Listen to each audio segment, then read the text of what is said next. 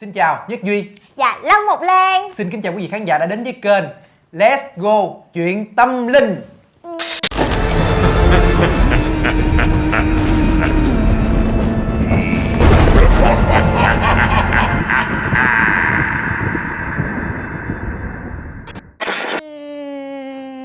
Trời ơi, gì vậy?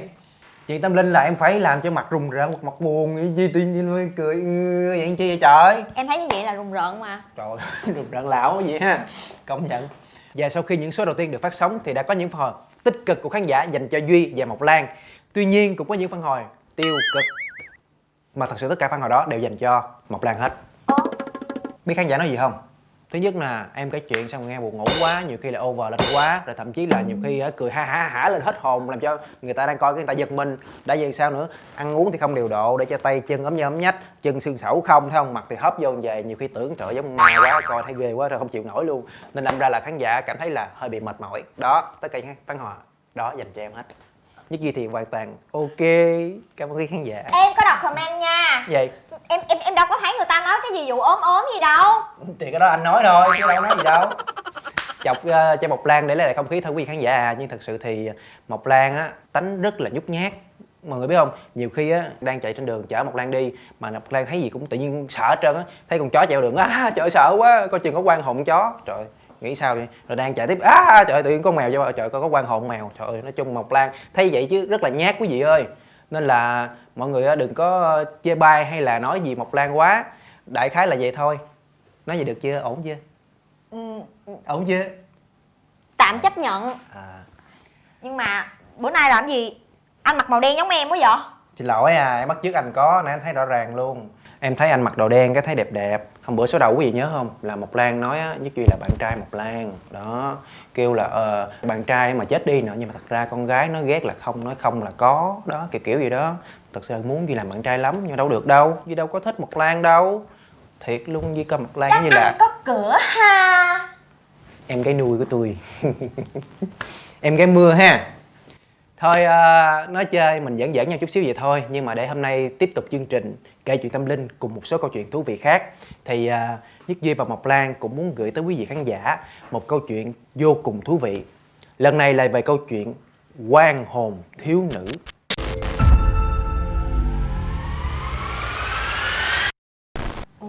Ghê chưa? Thì những câu chuyện trước á, thì mình thấy là nó có hơi hướng là về duyên ma, rồi đại khái là giống như là cũng sẽ là oan hồn, chưa chắc là thật sự, hoặc là thật sự rồi hiện về biến thành quỷ hù người này người kia, đại khái như vậy. Nhưng cũng có thể đó là sự tưởng tượng của những nhân vật chính thôi. Nhưng mà câu chuyện hôm nay là nó sẽ thể hiện ngay cả trong giấc mơ, mà nó thuộc dạng là tâm linh. Mà về giấc mơ thì người ta hay có câu là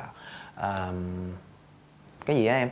Cái gì là cái gì? Em chưa đọc chuyện Thôi, mà làm sao em biết được chứ? Rồi nói chung mình đọc đi. Muốn biết như thế nào thì mọi người hãy lắng nghe nha. Xin cảm ơn quý vị khán giả. Có một cô gái người dân tộc thường xuyên có thói quen mang rau tới cung cấp cho một căn nhà biệt thự trên đồi. Người chủ cả căn biệt thự này là một người Pháp. Một hôm nọ, chính người chủ của căn nhà này đã dụ dỗ cô gái lên phòng để mà giở trò đồi bại hãm hiếp cô gái. Trời, hãm hiếp luôn hả?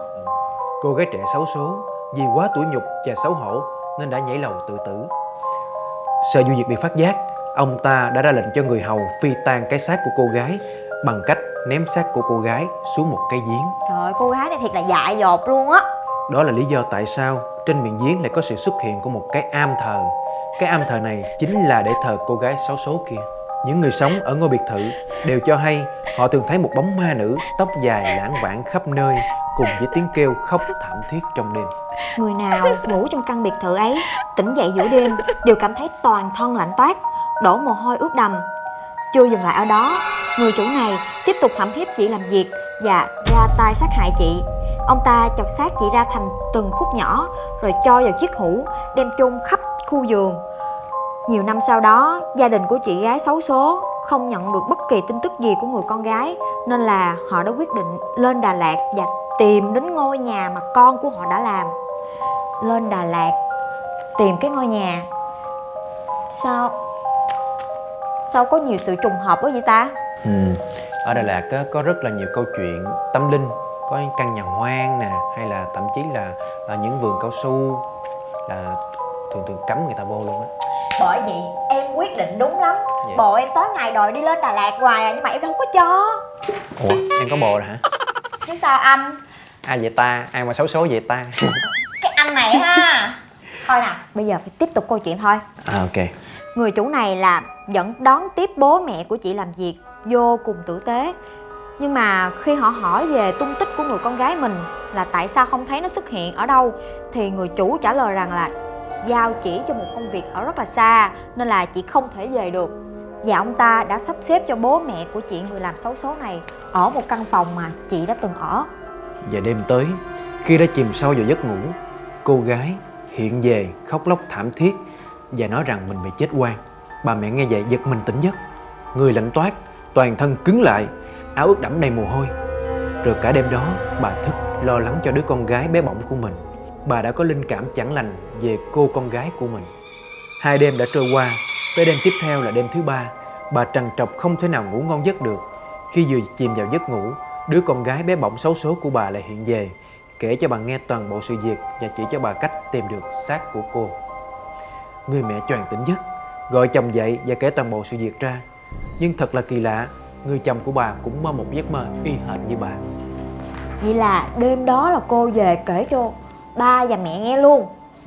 Anh nghĩ cái này là có thể là giống như là tình mẫu tử rồi xong là ruột thịt á, thì có thể là mình có một cái dự cảm. Nếu như mà khoan nói tới vấn đề tâm linh đi ha, mình nói tới vấn đề là giác quan thứ 6 đi, thì có rất nhiều người trong trường hợp thật trong cuộc sống luôn.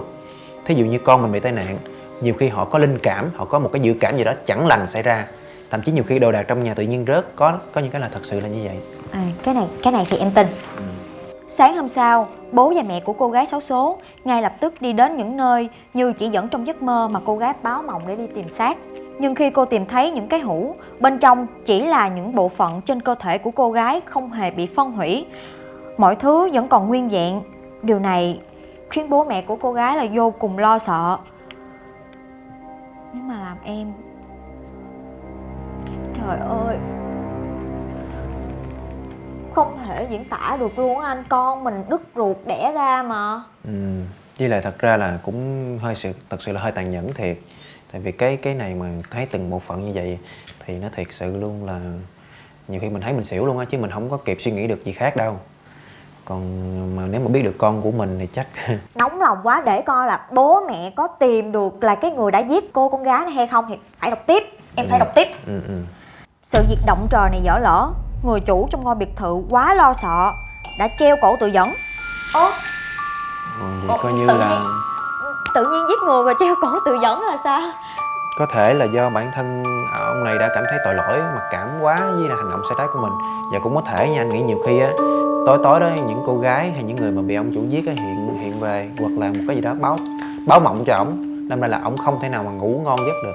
Theo em, ông này ông bị bệnh về tâm lý, bị bệnh mấy cái bệnh mà biến thái hay sao á, đúng không mọi người? Có thể là về vấn đề thần kinh thì có chút trục trặc nên mới có những hành động như vậy được. Vào đêm đó, bố mẹ cô gái tính chuyện sẽ đem xác cô về nhà để chôn cất ở quê.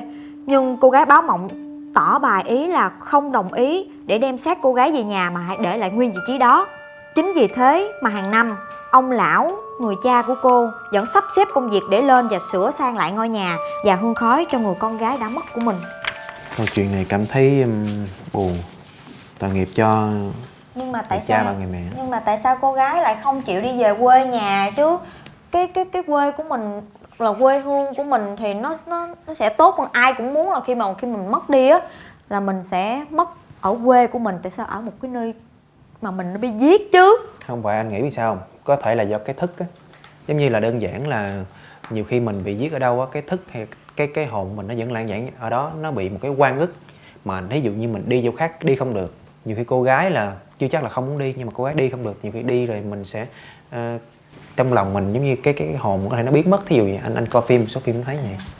Đúng là vấn đề tâm linh thật sự vô cùng khó hiểu. Không thể nào giải mã hết được mọi người ơi. Cái rất đau khổ hiện tại là cô gái có vẻ chưa được đầu thai. Chắc là vậy. Anh kể tiếp cho em nghe liền đi. Quên Câu chuyện về những người con gái đã chết một cách oan uổng và tức tưởi vẫn luôn được người dân địa phương và du khách gần xa truyền tai nhau kể lại. Hình ảnh về người con gái có mái tóc dài xõa ngang lưng, bộ quần áo trắng toát, thấp thoáng, lạng vạng khắp nơi trong đêm với tiếng kêu khóc thảm thiết. đã trở thành nỗi sợ hãi ám ảnh rất nhiều người khi tới với Đà Lạt. Nhưng chưa cần tới tận nơi để tận mắt chứng kiến, chỉ cần khi nghe kể về những chuyện ma ở Đà Lạt thôi cũng đã khiến biết bao nhiêu người sợ hãi và ám ảnh đến mất ăn mất ngủ.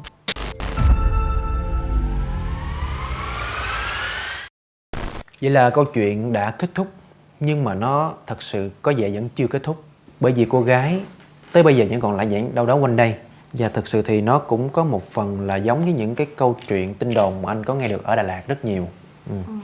Cho nên là khi mà anh đọc câu chuyện này xong thì anh cũng còn cảm thấy mình hơi sợ hãi và có một chút gì đó mình hơi ám ảnh tới những cái câu chuyện hay là những cái nơi mà nói thật sự hồi xưa anh có đi với một nhóm bạn lên Đà Lạt mà tới căn nhà hoang á, anh không dám vô, anh đứng ngoài anh dòm vậy thôi nè, nhưng mà anh cũng cảm thấy là cái không khí nó ghê rợn, nó lạnh lạnh sao để mình cảm thấy là nó Mình là đàn ông, mình phải khám phá lên chứ anh.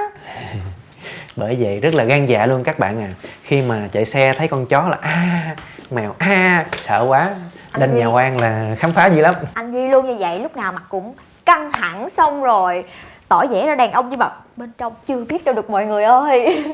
Kệ nó, mình đâu sao đâu, tránh voi không sợ mất mặt nào, đúng không mấy bạn? Kệ, chấp nhận nhát, không sợ. Và câu chuyện hôm nay đến đây là đã hết rồi.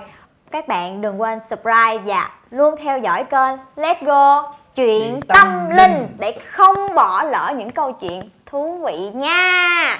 Kính chào và Hẹn gặp lại. Anh ơi, còn kiểu chào của mình nữa nè. Trời ơi, chào cười phải cười nè. Bye bye. Bye bye.